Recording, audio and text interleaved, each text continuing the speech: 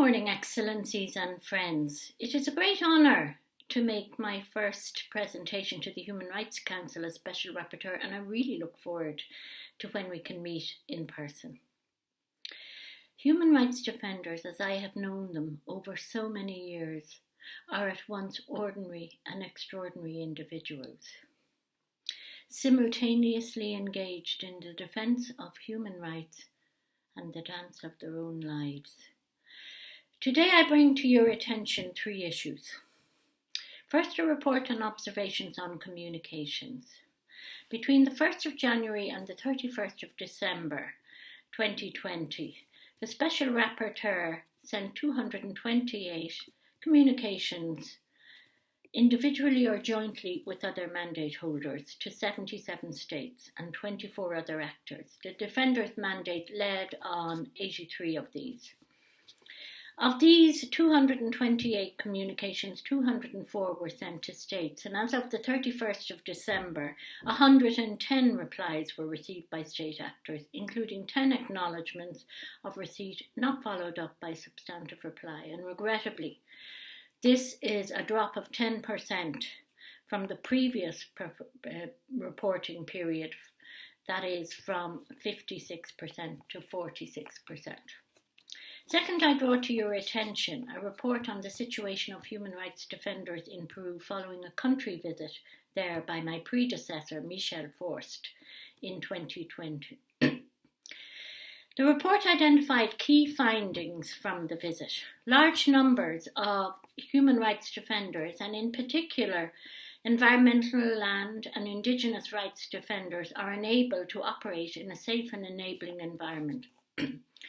The report details worrying trends, which include the stigmatization and lack of recognition of human rights defenders, the criminalization of human rights defenders, persistent problematic practices in the management of assemblies in the context of social protests, and a lack of effective protection responses for human rights defenders at risk.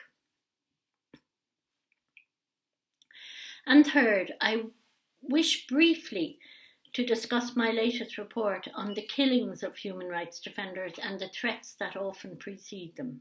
I stand ready to engage with states to stop this scourge, and together, hopefully, we can protect human rights defenders better and lead to a reduction in killings. I really need your help. The report I present to you today details information gathered by OHCHR and backed up by credible sources. In 2019, 281 human rights defenders, including 38 women human rights defenders, were killed in 35 countries. Unless radical action is taken, these killings will continue. I find it very shocking that between 2015 and 2019, 1,323 human rights defenders have been killed in 64 countries.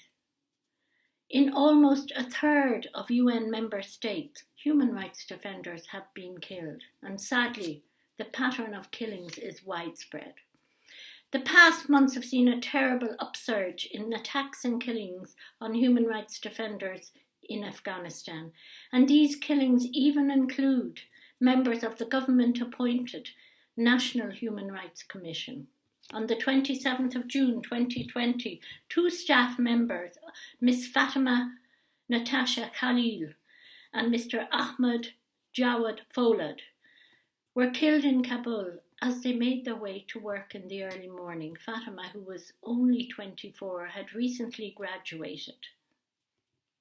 And before he was shot in May 2020 and subsequently died, Mr. Ibrahim Erbrat, a civil society working group representative from Zabul province, had received numerous threats from the Taliban that his life was in danger and that he should cease his human rights work. Yet another member of the Afghan Human Rights Independent Commission, the acting head of Gore Provincial Office, Mr. Abdul Samad Ameri, was abducted on the 3rd of September 2019 and shot dead a day later. I find it particularly poignant because the 3rd of September is the birthday of two of my children, and I always hate to hear of atrocities on a day that I'm celebrating. The killing of human rights defenders should be a red line which states and non-state actors should not cross. The number of defenders killed is likely to be much higher than the figures we have, and these statistics do not include deaths such as Azimjan Askarov, who died in custody after deliberate neglect by the prison authorities and the government of Kyrgyzstan in July 2020. Some states contest that those killed are not defenders, that they are terrorists. But I know the difference. Indeed, my long years of identifying who is a human rights defender is partly why I was entrusted with this mandate. Impunity for killings remains a key driver for more murders.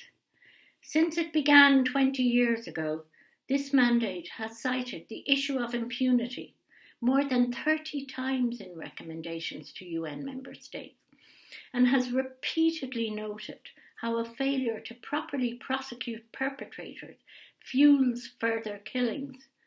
But impunity persists and the murders continue. States should not only end impunity, but also publicly applaud the vital contribution that human rights defenders make to help build just societies based on the rule of law. Some states do that, and as commended in my report, some have passed laws designed to protect human rights defenders and their work. And some states have established protection mechanisms to prevent and respond to risks and attacks against human rights defenders, which I also cover in my report, although defenders often complain that they are under-resourced. Since I took up the mandate in May, I have talked to hundreds and hundreds of human rights defenders online. Many have shown me death threats made against them and in public. They tell me how some threats are shouted in person, posted on social media, delivered in phone calls or text messages, or in written notes pushed through the door. Some are threatened by being included on published hit lists, receiving a message passed through an intermediary, or having their houses graffitied. Others have sent pictures through the mail showing that they or other families have been under long-term surveillance, while others are told their family members will be killed. Many women human rights defenders are attacked with gendered threats and targeted because of who they are as well as what they do. Member states are failing in their obligations to prevent the killings of human rights defenders, even when murders are clearly signalled in advance. Yesterday was the 5th anniversary of the murder of environmental woman human rights defender and indigenous leader Berta Cáceres in Honduras. Defenders working in environmental land or indigenous people's rights are at particular high risk of being murdered. 1 in 2 victims of killings recorded in 2019 by OHCHR had been working with communities around issues of land, environment, impacts of business activities, poverty, and the rights of indigenous peoples, Afro-descendants, and other minorities.